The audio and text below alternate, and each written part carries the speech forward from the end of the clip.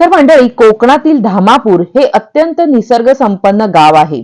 या गावचे वैशिष्ट्य म्हणजे येथील सुप्रसिद्ध धामापूरचा तलाव. आणि सुरुवातीला आपल्याला दिसते ते येथील भगवती देवीचे मंदिर. तर या मंदिराच्या थोड्या पायऱ्या चढून गेल्यावर आपल्याला श्री भगवती देवीचे दर्शन घडते. तर मंडळी, सुमारे 475 वर्षांहूनही अधिक काळचा इतिहास असलेल्या या श्री देवी भगवती देवालयामुळे धामापूर हे गाव इतिहासामध्ये नोंदले गेलेले आहे.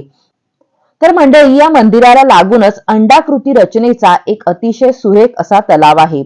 पाण्यात उतरण्यासाठी पायऱ्यांची सोय केलेली आहे.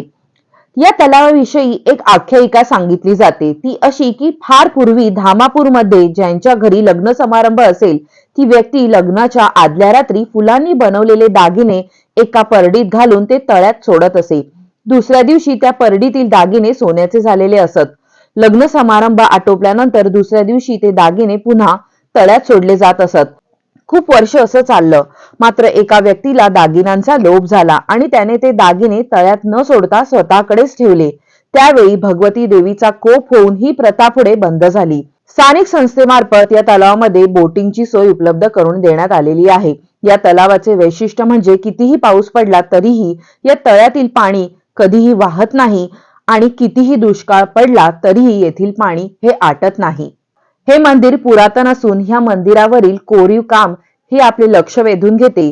हेमाडपंथी शैलीमध्ये मंदिराचे बांधकाम हे करण्यात आलेले आहे आणि शके 1827 ला या सभामंडपाचे बांधकाम झाल्याची नोंद आपल्याला पाहायला मिळते. या मंदिरामध्ये देवी भगवतीची मूर्ती हे पाषाणात कोरलेली असून सुमारे 4 फूट उंचीची सुबक अशी ही मूर्ती आहे. पुराणात महिषासूर मर्दिनीचे जे वर्णन करण्यात आलेले आहे ते वर्णन तंतोतंत या मूर्तीला लागू पडते. तर मंडळी, या मंदिराविषयीची माहिती जर तुम्हाला आवडली असेल तर लाईक, कमेंट, शेअर करायला विसरू नका. आणि अशाच नवीन नवीन माहितीसाठी आमचे चॅनल आजच सबस्क्राईब करा.